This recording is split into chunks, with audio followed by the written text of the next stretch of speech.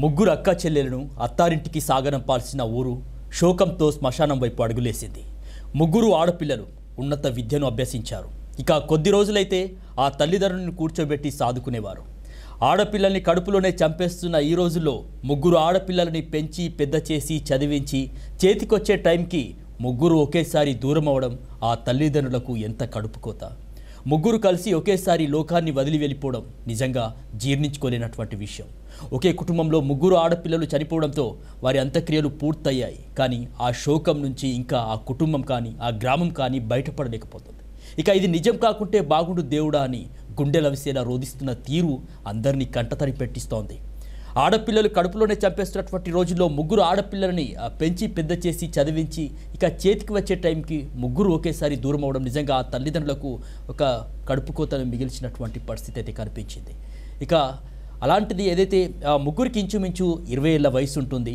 ఒకే ఇంట్లో నుంచి ముగ్గురు మహాలక్ష్మిలు ఇలా ఒకేసారి పాడెపై తిరిగి రాని లోకాలకు వెళ్తుంటే ఆ ఇల్లే కాదు ఊరంతా కూడా కన్నీళ్లు పెట్టింది.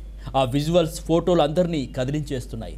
మీరు ఏ లోకంలో ఉన్నా మీ ఆత్మ శాంతించాలని కోరుకుంటున్నాం తల్లులు అని సొంతూరు కూడా తుదివోడికి వేడుకోలు పలికింది. చేవెళ్ల రోడ్డు ప్రమాదంలో మృతి చెందిన ముగ్గురు అక్క చెల్లెల అంతిమ యాత్రలో పెర్కంపల్లి గ్రామంలో కనిపించినటువంటి హృదయ విదారక దృశ్యం ఇది.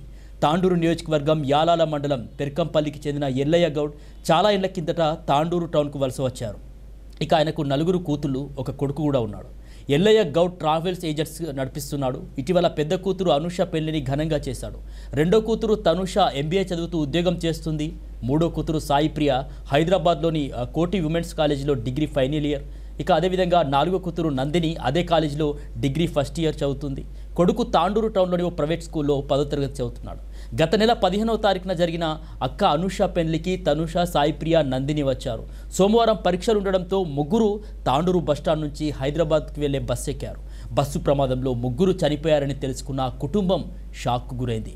కాలేజీ నుంచి మీరు ఇంటికి వస్తే పండగలా ఉండేది కదరా, మిమ్మల్ని ఎప్పుడూ బిడ్డలనుకోలేదే, కొడుకుల్లా పెంచానే, మీరు లేరంటే ఎట్లా నమ్మాలిరా, ఇంటికి వచ్చి నా చుట్టూ చేరి ముచ్చట్లు పెడితే ఈ లోకంలో ఇంతకన్నా ఆనందం ఏముంటుంది అనుకునేవాడిని, మీరు లేని జీవితం ఊహించలేకపోతున్నాను రా బిడ్డలారా అని ఆ తల్లిదండ్రులు రోధిస్తుంటే ఆపడం ఎవరితరం కాలేదు.